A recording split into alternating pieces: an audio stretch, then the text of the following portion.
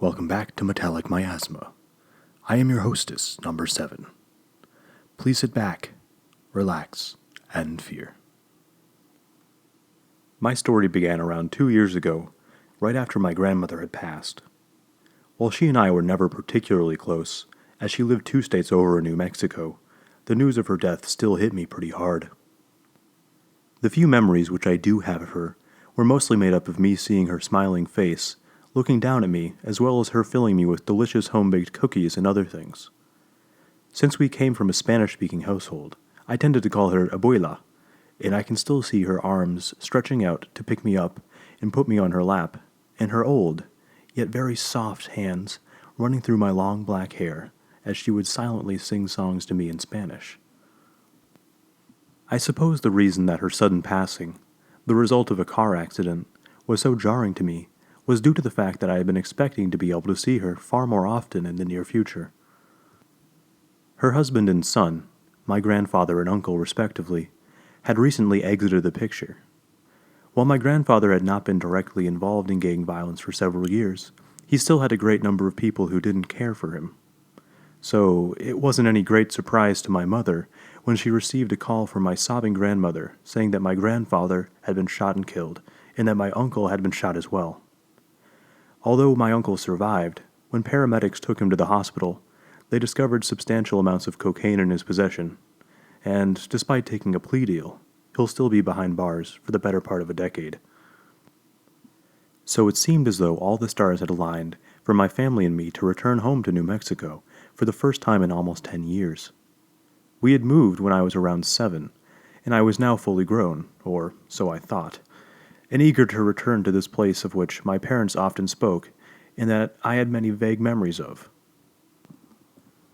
All of this changed, of course, when we learned of my grandmother's death. Instead of a tear-filled reunion, we made the several-hour journey for a tear-filled funeral. Fortunately, my mother's other brother, a paramedic who had no ties to the cartel at all, had already made most of the arrangements, and all we really needed to do was show up. We ended up staying in what had been my grandmother's house up until recently, something which I found rather creepy, but my mother insisted it was the prudent and responsible thing to do, as we'd have to clear it out after the funeral anyhow. Upon arriving at the single-story, stucco-walled house, a variety of emotions washed over me. First and foremost came the creeping tendrils of nostalgia mixed with the ambiguous and decidedly inaccurate recollections of childhood. I did remember the facade of the house, of course, but in my memories it had seemed much larger and grander. The second thoughts which entered my mind, colored by my maturity and much greater understanding of the world, were embarrassment at what felt like the architectural incarnation of a stereotype. It almost felt as though there should be a donkey and a mariachi band welcoming us. Regardless, we unpacked the car and made our way inside. Upon opening the door, we were greeted by my uncle who, along with my mother, broke out into tears as they embraced. Looking around the room, it seemed like the owner, very obviously an old lady by the decorations, had merely stepped out to get groceries or do some errand or another. As my mother and uncle spoke in rapid Spanish to one another, a skill which I had never truly developed and was constantly chastised for, I took to poking around a bit. Although so much time had passed, it seemed like very little about the house had changed from what I remembered. Eventually, after poking my head into a couple of bedrooms in the bathroom, I meandered into the kitchen and opened the fridge. It was still fully stocked, and I found myself wondering as to whether the food had been left there by my grandmother, or if my uncle had filled it, knowing that we'd be coming. As I looked for something close to pre-made, and that seemed appetizing, the voices of my mother and uncle made their way in my direction, and I cast a glance behind me. As I did so, an icy chill went down my spine as, behind my approaching mother and uncle, standing in the middle of the living room, was what appeared to be my grandmother. Now, when people talk about ghosts, they're usually described as morbid, transparent, menacing, or some combination thereof. This, what I could only assume to be apparition, merely appeared to be my grandmother as I remembered her, though perhaps with a few more wrinkles. She merely smiled at me, and before I opened my mouth to speak, walked out of view toward the hallway with the bedrooms and the bathroom. I was stunned and completely ignored my mother and uncle, pushing past them to be able to make my way over to look down the hallway. There, at the end of the hall, outside what had been her room, my grandmother stood, the same smile on her face as before, and made a little wave at me before walking through the open doorway. I sprinted down the hall, more confused than scared, and peered inside the room which I'd just seen my grandmother enter. As I had half expected, though, it was empty. The only movement in the room came from a gentle breeze that wafted through the window, ruffling the curtains. For a moment, I entertained the idea that my grandmother, or whoever or whatever I had just seen, had climbed out of the window. After a few seconds' consideration, though, there was no way somebody that old could have made it through the window in the time that it took me to run down the hall and look into the room, assuming, of course, that they were able to sneak through the window at all.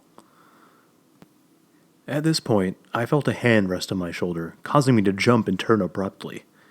Instead of my grandmother, though, my eyes met with my mother's confused expression. "Alicia, what's wrong?" she asked, a hint of concern evident in her voice. I began before quickly realizing how crazy I'd sound if I told them what I believed I'd seen.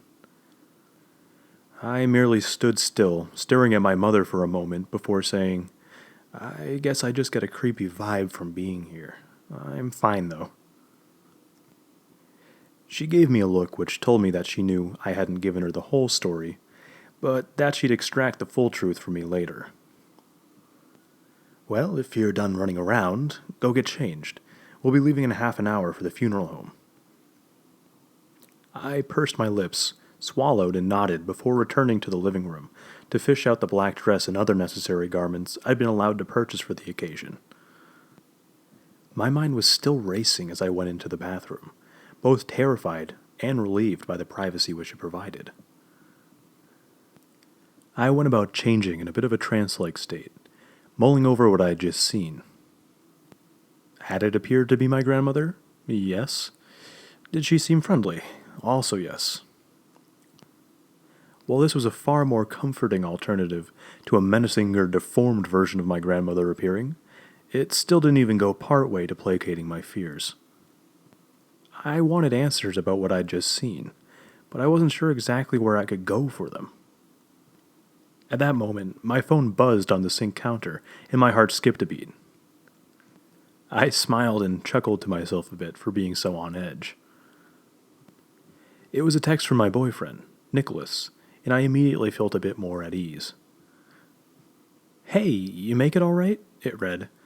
"I miss you already, you know. If there's some cool stuff around where you are, maybe we can head there together sometime, and you can show me the sights." I smiled and responded saying that I'd made it safely, and that a trip together seemed like it would be quite a lot of fun. After this, though, I found myself typing, "Hey, random question, but do you believe in ghosts?" I stared at the text for a long moment before deciding to send it, and distracted myself with applying foundation, mascara, and other things while I waited for a reply. When I finally stood back from the mirror and looked myself up and down, I felt a hint of vanity intermingle with my fear and trepidation of recent events. The black dress had been exactly what I wanted, a little showy without forsaking modesty entirely.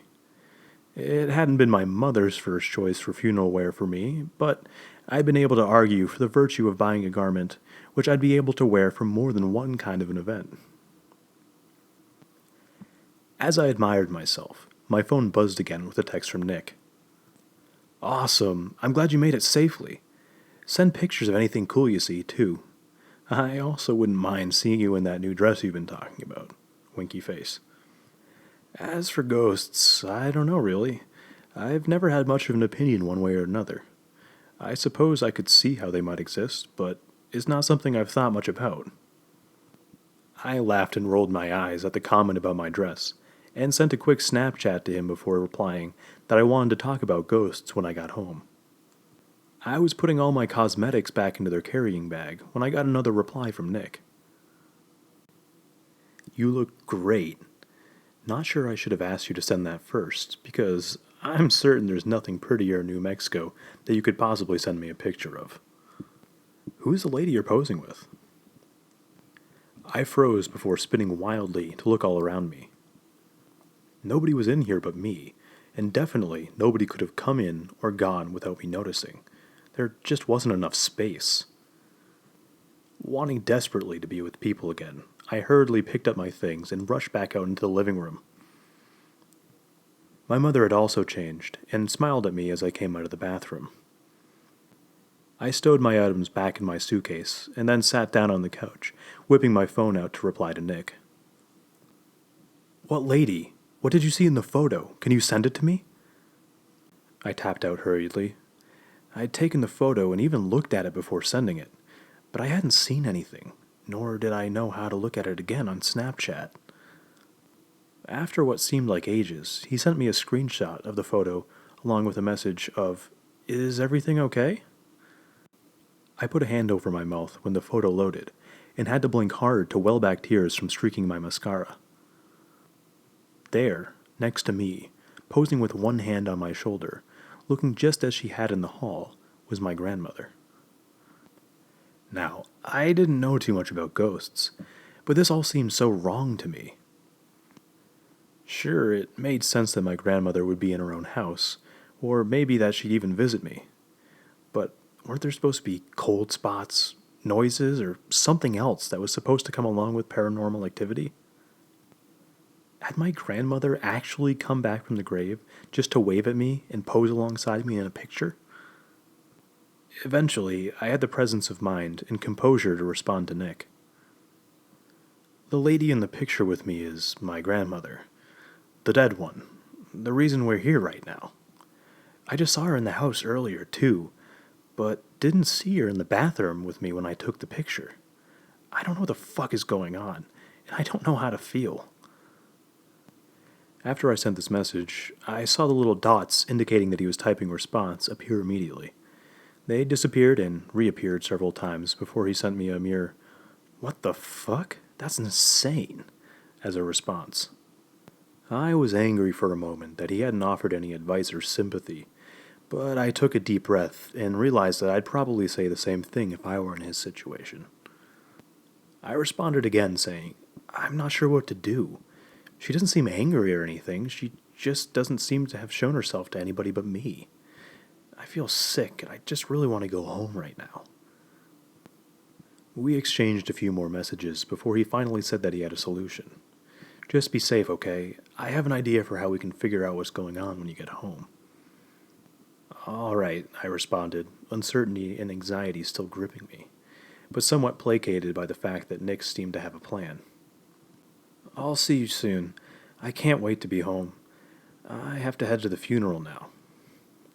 Just as I said that, my mother called my name. "Alicia, time to go," she said, gesturing her head out to the car. I nodded and hauled myself off the couch, tentatively venturing one last glance around the room before walking outside. My father was already in the car, fiddling with the radio, only giving me a mild grunt of recognition as I strapped myself into the back seat of the vehicle. After waiting a few minutes for my mother to emerge from the house, we finally departed. The funeral itself was a bit of a blur. What seemed like hundreds of people, whom I didn't know, shuffled past me and offered me their condolences. For my part, I tried to put on an appropriately sad smile and nod in a polite fashion. Finally, after what seemed like an eternity, we were on our way back to the house. I wasn't certain that I really wanted to go back inside, but at the same time I knew that I didn't really have too much of a choice. I'm not ashamed to admit that I was, for the first time since my childhood, very happy to be sharing a room with my parents that night. While sleep was not forthcoming, the slow and rhythmic nature of my father's breathing and the occasional snore my mother made put me at ease. I must have eventually drifted off, though, since the next thing I knew, I was being woken up by my mother. "Up, up, we must clean and pack," she said, tousling my hair good-naturedly. I moaned and gently put my arm over my face to block out the invading sunbeams before sitting up. I dragged a comb through my hair before deciding just to put it in a ponytail and heading downstairs for a quick breakfast. The rest of the morning was occupied by us loading as many things out of my grandfather's house and into our car as we could manage, sweeping, scrubbing, and then scouring. When we'd finally packed the car to its bursting point, my father said that he'd be taking this load back home overnight. I immediately volunteered to go with him. "You'll need somebody to help unpack the car, won't you?" I said, perhaps a bit too eagerly. "I really don't want to miss more school than I have to, either," I said, backpedaling a bit. He raised an eyebrow at me, but looked at my mother, who shrugged and nodded. So, after a round of hugs, my father and I departed back home. It was late when we finally arrived back, but I still sent Nick a text saying that I was home earlier than I had expected, and that I wanted to hang out after school tomorrow. With that, I went about the arm-destroying task of unloading the car before falling asleep instantly in the comfort of my own bed. Sore, but deeply relieved to be home. My alarm came far too soon, but I had a mission and wanted to see Nick. So I dressed hurriedly, brewed coffee for my sleep-addled father, and had him drop me off at school. I shivered a bit, but headed inside, buying a breakfast sandwich and sitting at a corner table that Nick and I always claimed while waiting for the first period bell to ring. Nick hadn't arrived yet. Not surprising, seeing as I was earlier than usual. So I occupied myself by dissecting the sandwich and slowly eating the less offensive bits of it. Finally, Nick arrived. When he entered the cafeteria, he smiled at me and waved before coming over and sitting down. "I'm so happy you're back. I didn't like having to go a few days without seeing you," he said, grinning. I snorted at this, but rested my head on his shoulder nonetheless. I'm happy to be back, too. Being in that house was so stressful. He frowned and nodded a bit, "Which is why," he said, leaning and shuffling through his bag, "we'll use this to figure out what your grandmother wanted." He placed a cardboard box on the table, and I groaned when I saw what it was. A Ouija board? "Was this the plan that you mentioned having?" Hey, he raised his hands in a defensive fashion. "Hear me out. When you asked me if I believed in ghosts and told me what was going on, I asked my mom if she knew anything about the paranormal. She said that she and her friends used to use this board when they were in high school, and it actually seemed to work. It knew things about them and about their futures, which were secret and accurate." "Fine," I said a bit more abrasively than I'd intended to. "Let's set it up then." "Oh, no, this isn't the right kind of environment for it. My mom said that we need to be in a dark room with candles and with only one window or door open." Nick must have seen the skeptical look on my face because he responded with a, "Hey, I don't make the rules." Just then, the bell for first period rang, and I let out a long, disgruntled breath. Nick smiled at me, though, and said, "Hey, we just have to make it through 8 periods, and then we can figure out what's going on, okay?" He kissed me on the forehead before getting up and heading off in the opposite direction for his morning class. I, for my part, went to my English literature class and set myself on autopilot for the rest of the day. When the bell rang, marking the end of 8th period, it simultaneously felt as though the day had dragged on for an eternity and that it had gone by in a blink of an eye. Regardless, my thoughts were occupied by Nick and the Ouija board. The board seemed silly, but so had ghosts just a few days ago. Ultimately, I had to admit that my curiosity and desire to figure out what I had seen and what was happening was greater than whatever pride I might have. As such, when Nick suggested that we head back to his house after we met up near the school entrance, I agreed without hesitation. Besides, if something was convincing enough for Nick to think it was worth trying, then it must be a good plan. After making the several block walk to his house, Nick ushered me inside and into his living room while he went to go get some supplies. After a few minutes, he returned with his arms full of candles and some towels to use as blinds to prevent any daylight from coming in through the windows. After we'd drawn all the drapes and snuffed out any extra offending light with our towels, we used the flashlights on our phones to see such to light the candles and set them in a triangle around the board. I had to admit the whole thing gave off a rather spooky vibe, and some of the fear and apprehension that I had been feeling previously began creeping in around the edges of my mind once again.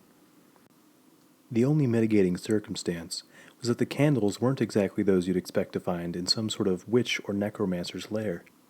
They had brand names on them in scents like clean cotton or ripe apple. Some of my fear was mitigated by these seemingly incongruous elements, and most of the rest of it was eliminated when I looked up into Nick's eyes. So the way that it works is we both put our fingers on this thing. He held up a heart-shaped wooden piece with a hole cut out of it, the planchette, and one of us asks questions to any spirits that come this way. Hopefully, he said with a sympathetic look, that'll be your grandmother. I nodded in agreement and put my pointer fingers on the planchette. Nick recited some kind of incantation his mother had suggested, and which he'd looked up online, before looking at me to ask the first question. Are any spirits here? I asked rather uncertainly. For a moment, nothing happened, but eventually the planchette began to move underneath my fingers to rest on yes. I looked up at Nick accusingly, but he just shook his head and whispered, No, I didn't move it. Not entirely certain I believed him, I asked another question. Okay, spirit, what's your name? The planchette, with a bit more force this time, spelled out Maria. Maria, my grandmother's name. My blood went cold and my mind raced. That was my grandmother's name, but did Nick even know that beforehand? Had I been moving the planchette subconsciously? Why are you contacting us, Maria? I asked far more tentatively than I had intended. The planchette began to move again after a moment to spell out Justice. Justice. Nick looked up at me with a confused expression, but I merely shrugged, pretending not to be as scared as I was, and continued, Justice for what, Maria? The planchette moved with greater ferocity this time, spelling out fairly quickly, Murder. You were murdered, Grandma? I said aghast. The planchette moved over to no, and I frowned. Who was murdered then? The planchette hesitated for a moment before spelling out Alonso. Alonso. I sat completely dumbfounded for a few long moments before coming to my senses when Nick whispered, Alicia? That was my grandfather's name, I whispered back. It seemed odd for my grandmother to be telling me that my grandfather had been murdered. I mean, I already knew that much. Do you want me to do something? I asked, branching out on a limb. The planchette moved over to yes, after what seemed like a moment's consideration on its part. What do you want me to do? BEHINDBEDSAFE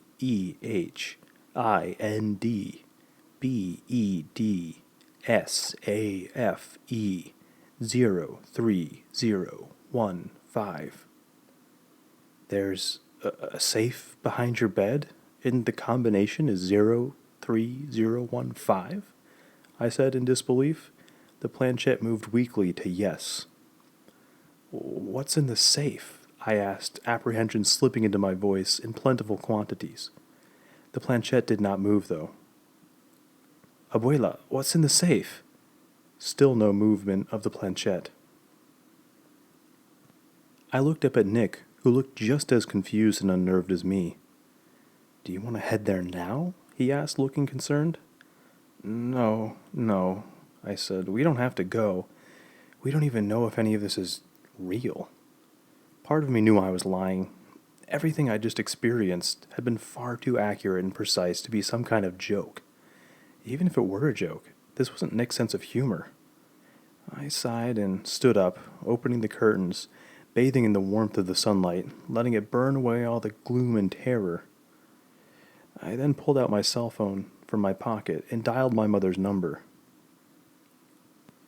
After a couple of rings, she picked up. Hello, I wasn't expecting to hear from you today, she chimed happily. To what do I owe this honor? Hey, Mom, I said, attempting to think of the best way to phrase things on the fly. Can I ask you to do something for me? Certainly, love, she replied. What is it? Are you at Abuela's house right now?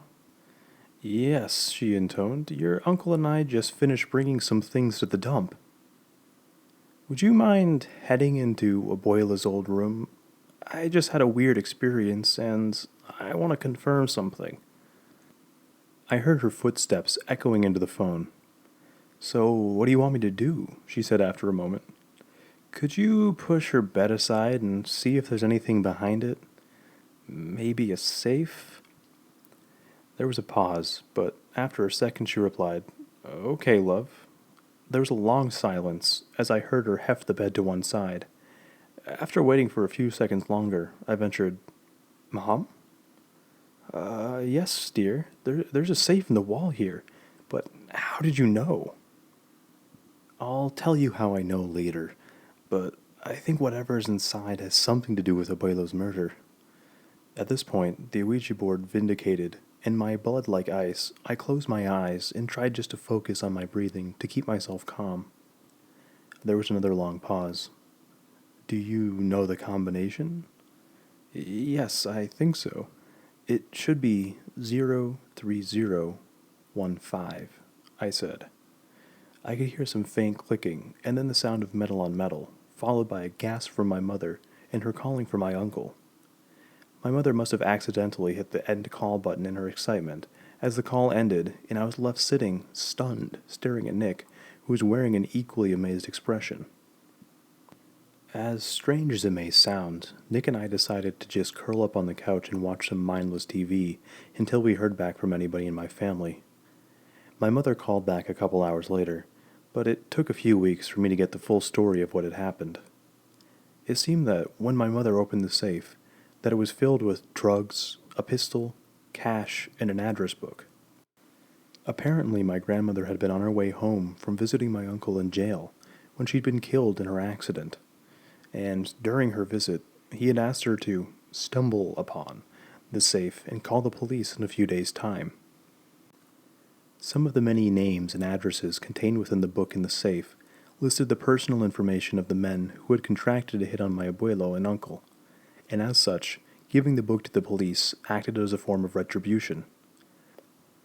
My uncle didn't want it to be known that he'd given up the information, though, so he needed somebody else to find it.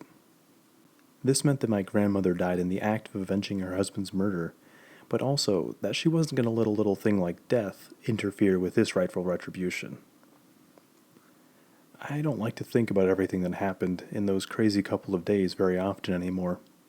It all seems like it couldn't possibly have been real, but I know it was. I wouldn't blame anybody who reads this for thinking I'm crazy or lying, but at the very least, I hope that this story opens you up a bit more to the idea of the paranormal. Not all ghosts are evil. Not all ghosts are looking to cause trouble. Some, as is often cited colloquially, merely have unfinished business here and need a helping hand. If you enjoyed this story, please like, comment, and subscribe for more.